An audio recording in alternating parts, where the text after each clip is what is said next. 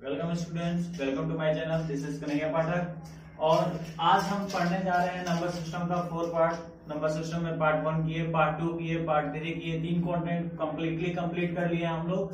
तो 4 पार्ट में क्या पढ़ने वाले हैं? तो 4 पार्ट में एक चीज हमें बताएंगे कि नॉन टर्मिनेटेड जो रिपीटिंग डेसिमल होता है, जो बार बार रिपीटिंग करता है, उसको पी बाई क्यू के फॉर्म में हम कैसे कन्वर्ट करते हैं। ठीक है, तो ये 4 पार्ट में पढ़ना है। इससे पहले हम क्या क्या पढ़ चुके हैं ये भी आपको याद होना चाहिए। इससे पहले about a rational number, about irrational number, about terminating decimal, about terminating decimal, non terminating decimal. तो ये सारी चीजें आप कंप्लीट कर लिए, डे बाय डे कंप्लीट कर लिए। ठीक है, तो आज हम कंप्लीट करेंगे आपके सामने नंबर सिस्टम का 4 पार्ट। तो चलिए, हमारा जो हेडलाइंस है वो क्या है? तो हमारा हेडलाइंस है कन्वर्ट या एक्सप्रेस इन, इसको हम लिख सकते हैं express in P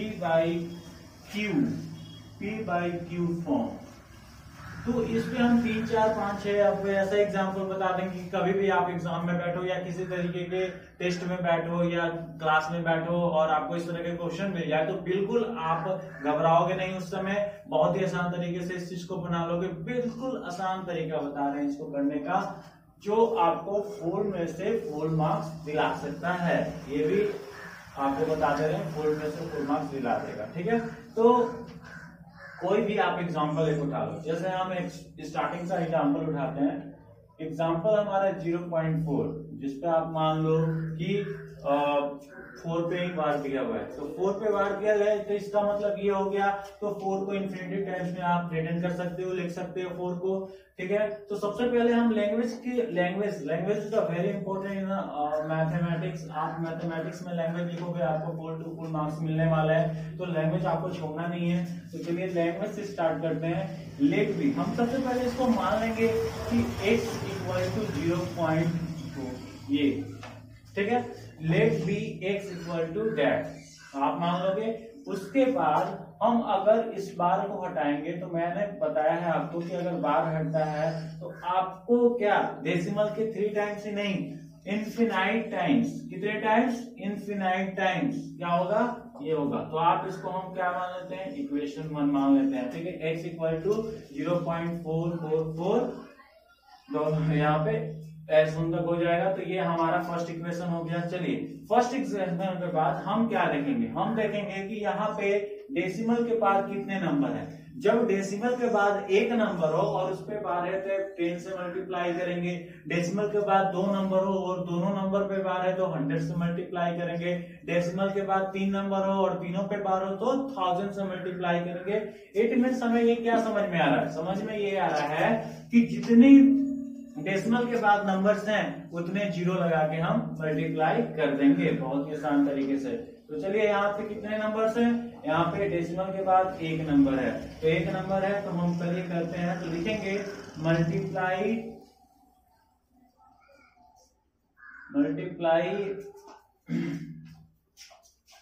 in equation 1 by 10। आप इक्वेशन 1 में 10 से क्या कर रहे हो? मल्टीप्लाई कर रहे हो।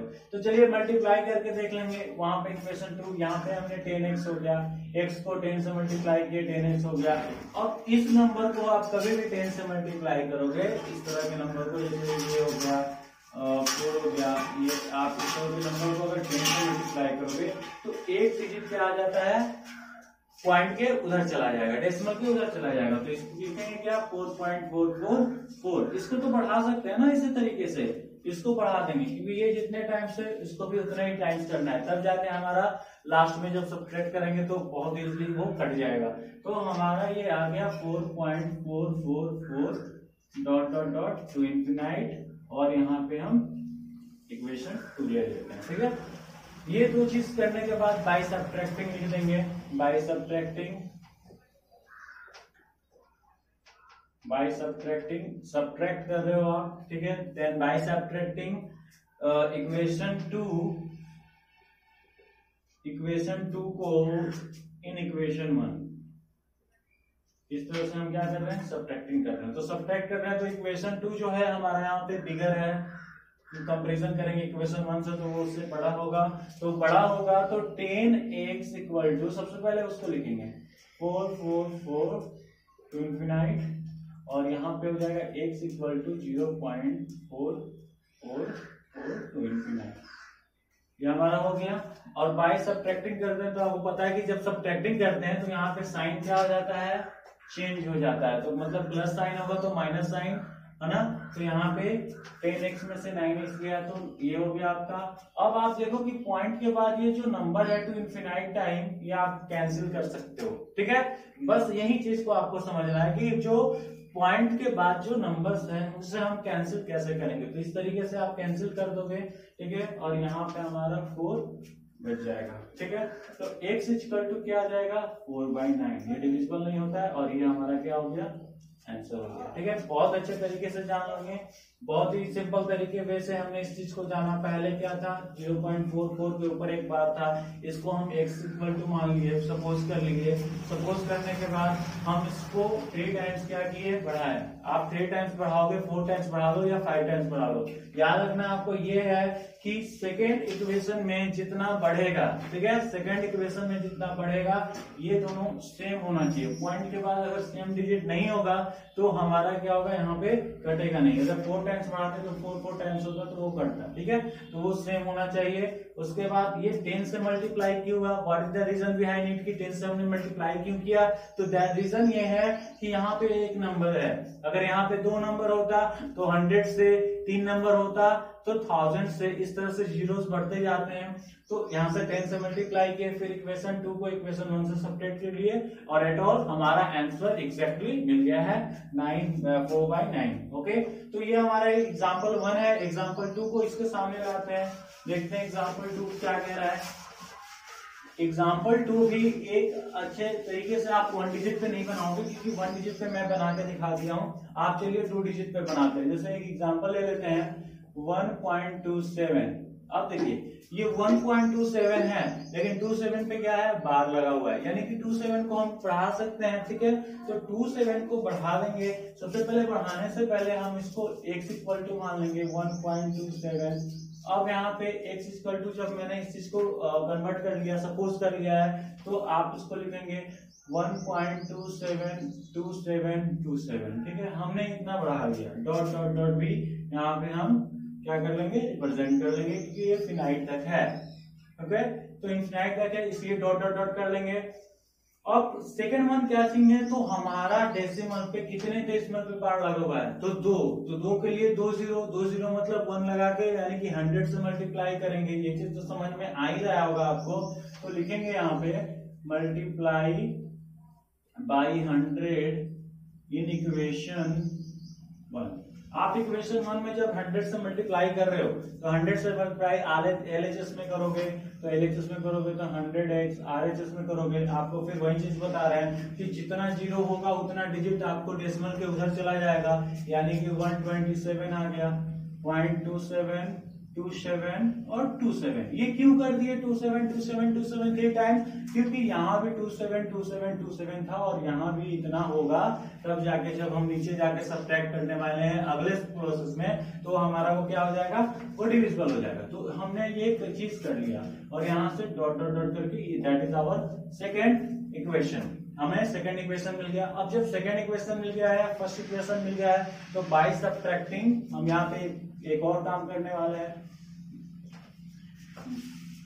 बाय सब्ट्रैक्टिंग, ठीक है। आपको सब्ट्रैक्ट करने के बाद इक्वेशन 2 इन इक्वेशन 1 आपको सब्ट्रैक्ट कर लेंगे। इक्वेशन 2 को पहले लिखेंगे 100x इक्वल टू 127.272727, इनफिनाइट तक कर लेंगे इस चीज को।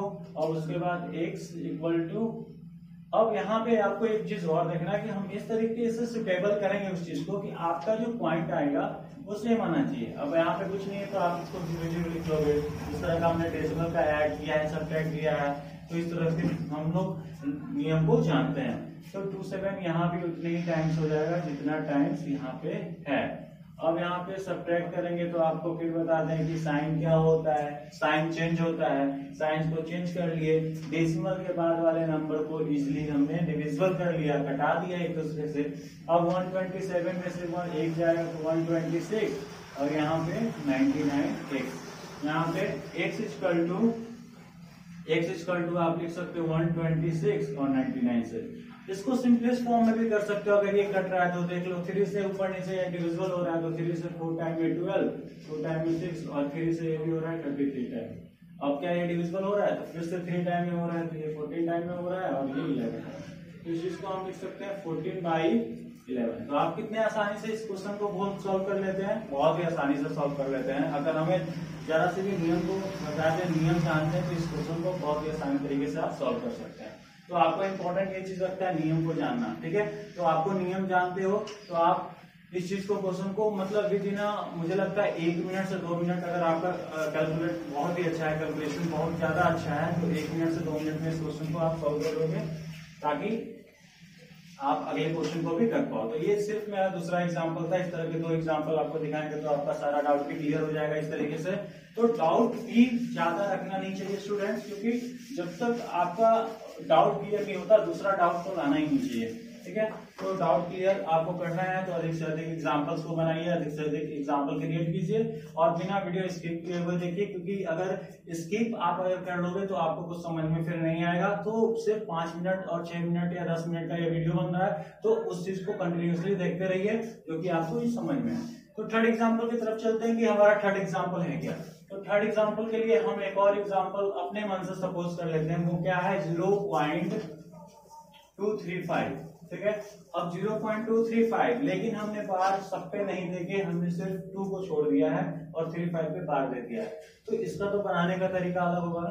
तो इसको बनाएंगे दो, मतलब इसको 2 तरीके से नहीं कह रहा हूं मैं बनाऊंगा। पहले फर्स्ट इसको मान लेंगे पहले, तो इसकी लेट x इक्वल टू 0.3 आपका ये है, ठीक है।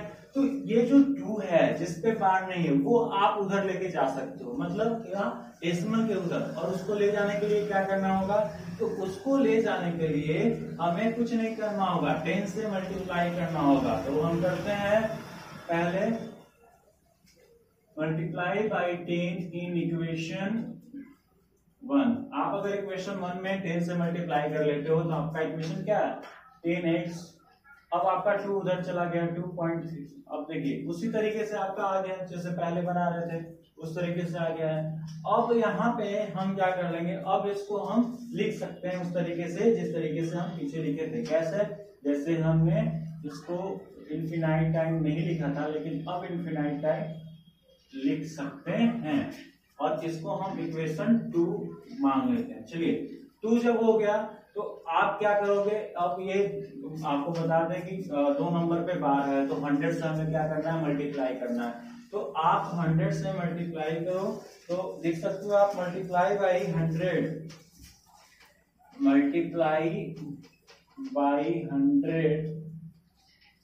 In equation 2। इक्वेशन 2 को आप 100 से अगर मल्टीप्लाई कर रहे हो तो इस इक्वेशन को क्या कर रहे हैं हम 100 से मल्टीप्लाई कर दे रहे हैं। तो 100 से मल्टीप्लाई करने के बाद आपको तो पता है LHS में 10 है तो 100 into 10 equal to what, 100 into 10 equal to 1000x equal to. अब यहाँ पे जब डेसिमल में आपको 100 से मल्टीप्लाई करना होगा तो आप क्या करोगे 2 डिजिट को आप क्या करोगे डेसिमल के उस तरफ लेके चल जाओगे, यानी कि 235.353535 जितनी बार यहाँ पे है उतनी टाइम्स इधर भी रख देंगे, ठीक है। डॉट डॉट डॉट भी करेंगे और ये हमारा इक्वेशन 3 हो गया, ठीक है। इसमें सिर्फ एक चीज एक्स्ट्रा किए हैं। क्या एक्स्ट्रा किए हैं, इसमें सिर्फ ये एक्स्ट्रा किए हैं कि ये जो 2 था जिसमें हमारा क्या बार नहीं लगा हुआ है उसको हम बस डेसिमल के उस तरफ ले जाएंगे। उसके लिए एक प्रोसीजर, बाकी इन दोनों को कंपैरिजन कर देंगे, हमारा आंसर वैसे भी आएगा। तो चलिए कंपैरिजन करके देखते हैं बाय सब्ट्रैक्टिंग। यहाँ पे बाय सब्ट्रैक्टिंग कर लेंगे।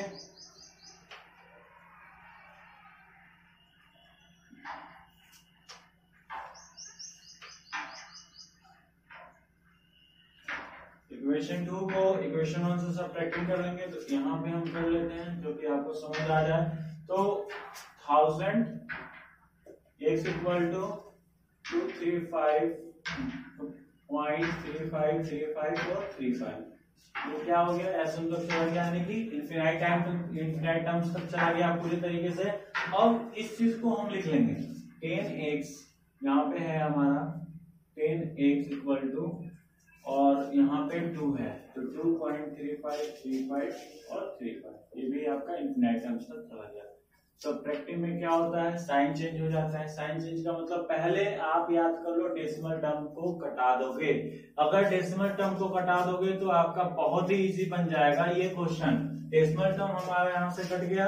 डेसिमल टर्म कटने के बाद यहाँ पे हम लिख सकते हैं 233 और यहाँ पे हम 990, ठीक है। और ये हमारा क्या हो जाएगा, x इक्वल टू 233/990। तो इस तरह से क्वेश्चन को हम सॉल्व कर सकते हैं बहुत ही आसान तरीका से। ये हमारा इस तरीके का भी क्वेश्चन सॉल्व हो गया। और हम जान सकते हैं कि आप इस तरीके का क्वेश्चन में कोई डाउट, कोई चीज क्लियर अगर नहीं हो पाता है तो आप ये वीडियो देख के बहुत ही आसान तरीके से कर सकते हैं। मैंने सिर्फ आपको इसका बेसिक रूप बताया है, ज्यादा हार्ड नहीं है ये वीडियो, बहुत ही आसान है। इसको आप बस देखिए, ठीक है। अगर ये वीडियो पसंद आए तो इसको लाइक कीजिए, सब्सक्राइब कीजिए। अगर किसी तरह का क्वेश्चन हो आपके दिमाग में, कमेंट बॉक्स में जरूर कमेंट करें, कमेंट सेक्शन में। तब तक के लिए थैंक यू।